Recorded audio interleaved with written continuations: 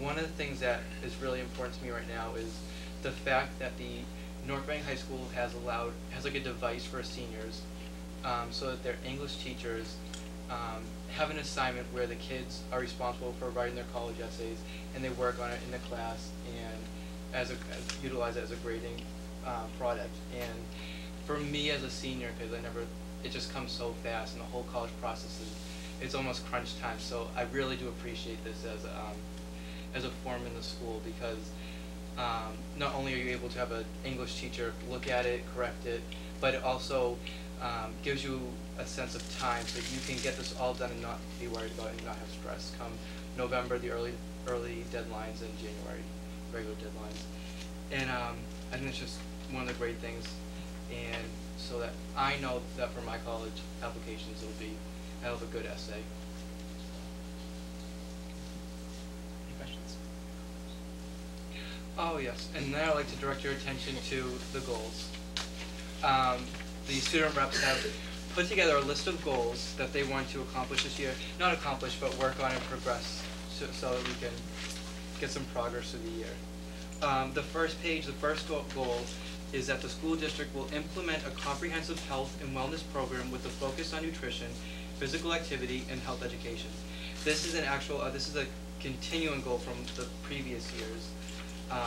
And I think it's something that we want to improve overall awareness of healthy eating, which goes along with our Bake Sale policy. And we want to go in further to it and see what we can also progress in this year. The next goal is the school district will implement it follows with the first one. And the objective is to evaluate the effectiveness of and alternatives to food fundraisers at the high school. And I know Bake Sales includes one of the food fundraisers, and I know some other fundraisers within the high school have to do with food. And we want to raise awareness to other alternatives so that we're not solely relying on food-based fundraisers. The next one is one of the new goals that the reps came up with this year, and it's very interesting. The objective is to improve overall communication at the high school, and this includes creating web pages and learning about technology to further advance students and the communication between teachers and students. The next one is to create an outlet through which students and faculty alike can express their concerns and opinions on current issues, including school-related topics. And this is just to raise awareness and give an opportunity to engage in dialogue to the students about issues that they have. And the last one is to promote recycling activities within the school. And I know that the ECO team was established this year, but we want to be able to communicate with them and see how it's progressing. I have one that I don't know if this is a goal, but something was done around it last year, which is current events and civics. And I just think that, I don't know if it's the role of the student representatives, but to raise awareness about current events and what's going on in the world today. You know, you study a lot of different things in world history and U.S. history, etc. But just to raise awareness of current events, and that could probably be part of the improving communications aspect. Yep. Use those communications tools to, spread the word on important news, going on, be it financial news, economic news, and whatever, political news. And I know the Political Awareness Club was started. Right. And so that's going to help. But I know as student reps, we also want to see what we can do with that and also work on that as a goal as well. Great. Any questions? Thanks, Patrick. All right, thank you. Okay, next, before we get to back to our regular agenda, we have a couple of guests here tonight. So first, I'd like to bring up Abby Hurlbut and Al Walpin from the Finance Committee, or just Abby. John, sorry. Sorry, Don. Vice Chair. Thank you. I need to get my eyes adjusted. I think I'll help. And this is Abby and Donna here to discuss the joint statement of public intent, which I know the Finance Committee has signed, the Selectmen have signed. We did not take a vote on it last time, which was our last meeting here. We left it open. So I thought it was best to invite Abby here to discuss the issue and answer any questions that we might have. So Abby, if you want to. Thank you. Good evening. I think all of you probably have a copy of the joint statement of public intent. I'd like to draw your attention to the title. It's intent, okay? It's not a guarantee cast in stone. This agreement came about because of a lot of concern on the part of the Finance Committee concerning some of the issues that we feel we may be up against in 2010. Forget about what we're already up against in 2009. That there are going to be substantial reductions as well as increases in costs. The letter asks that the school committee, the selectmen, and the finance committee each commit to examine and employ all potential and reasonable economic efficiencies to balance the school and municipal operating budgets. And it further asks that the school committee and the board of selectmen commit that prior to execution of any personnel, labor contracts, and/or collective bargaining contracts, a cost analysis of changes in salaries and benefits shall be provided to the Finance Committee. The Finance Committee will provide a non-binding recommendation to the school committee or the Board of Selectmen. Now, the school committee have a labor contract with the teachers that will be negotiated this upcoming year. The town side has fire, DPW, and police, so it's all of these contracts are a very, very substantial part of the entire town's budget. Dr. Choden had suggested that there were issues concerning public discussion of details of negotiations prior to signing of the contract, as well as a few other things. In my response to Dr. Choden, I suggested that the joint agreement does not suggest that detailed information on negotiations be handed down. What the agreement asks is that prior to signing a contract, you provide the FinCom with your cost analysis of the salaries and benefits. We don't want to do the math.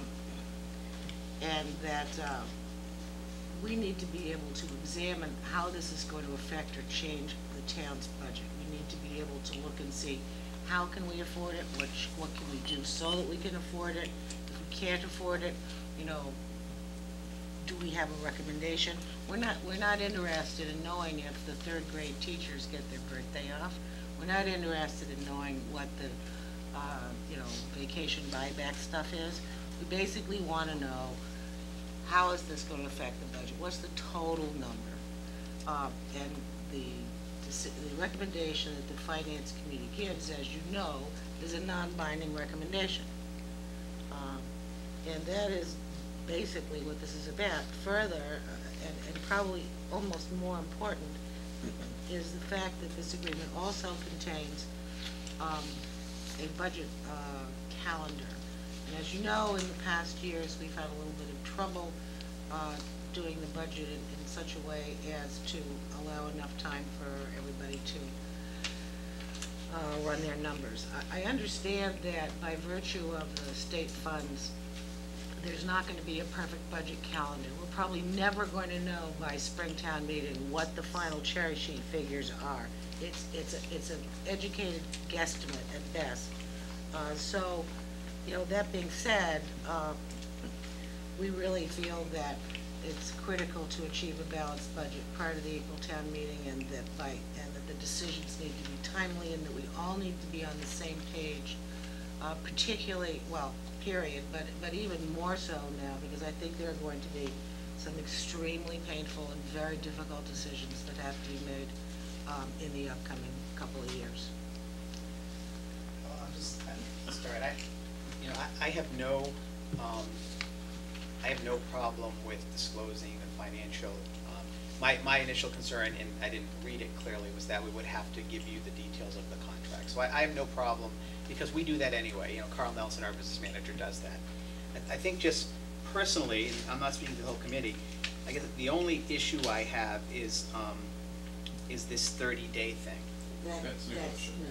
Because I'm saying, what if we, you know, Put 14, put 7.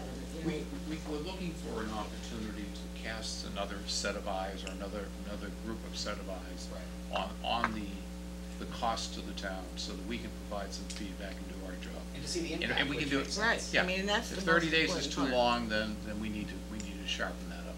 I mean, if you call me on the phone and say, we're gonna have an analysis ready next week, you know, I You can guys look at it, arrange to right. have a finance committee meeting with, and I think this would probably be held in executive session, a discussion about the impact on the budget, and then get back to you. I mean, 30 days is there.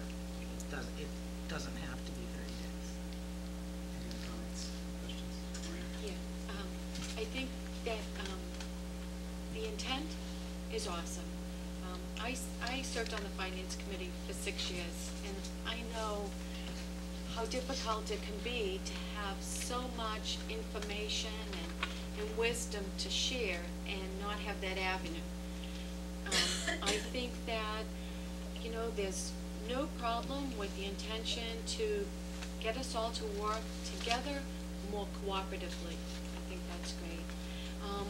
I love when we get into discussion about, you get right away from the 60-40 split, which is just what we need. There's some real leadership that says it's going to be fair and equitable. And the timeline is even more important in difficult financial times, to really put a deadline out there and try to stick with it. And I know the finance committee is going to be there with revenue numbers as recent as you can, and all kinds of recommendations. So I'm all for everything except the piece with bargaining the contract. What I would really love to see from the finance committee before we go into contracts is a discussion. What parameters do you think we should have? What guidelines should we have in place? Some assistance before we go into our contract talks. Once we do, the give and take between things that cost money to the town and things that don't, they don't show up in a cost analysis. And so there could be parts of a contract that don't have a dollar value, but that we've traded off in a response for something that might have cost us. And it's not always going to come out in your cost analysis. I don't want to work our tail off like we did last time for close to a year and come out with something that we're all behind 100%. And even though it's non-binding, have a negative response from the finance committee and still have to sign that contract and have an atmosphere of just a gloom or a bad will, that we've gone and signed something that 9 members said don't do it, and constantly have it come back in our face during budget season. Well, you shouldn't have signed that, they said not to. And always be explaining a contract, not just the cost analysis, but the language in the contract or the trade-offs that we went for. And I don't think that's what you're looking to do. So if I read this correctly, the intent is to share some of your wisdom and knowledge about where the town is, the big picture that we don't have. I would like to see some of that shared, not 30 days after we've come to an agreement, but before we even go into contract talks. I think that that's a good point. I also think that some of that comes out at chairs and vice chairs. Mm-hmm. I also think as we look at the revenue figures that are projected for 2010, plus as you know, the governor's coming out with a zillion budget cuts this week, and the rumor has it, according to his office, that there will be additional cuts made in January, and that some of these cuts may very well affect aid to cities and towns. Right? The problem is not so much how much can we afford, but where are we going to get the money to do it? Because it would be very hard to be able to afford much in the coming several years, as you know. So I think that I would prefer that the guidelines for the negotiations came out of chairs and vice chairs, because I think you then have the town finance director, the town manager, the chairman of board of selectmen, the chairman of the finance committee, as well as the school committee, involved in discussing what those parameters, what would be a reasonable thing to look at. But I do think that the finance committee can take some leadership in directing the school committee and other groups that enter into contracts, And it would absolutely give us some leverage going into contracts that we've been told by the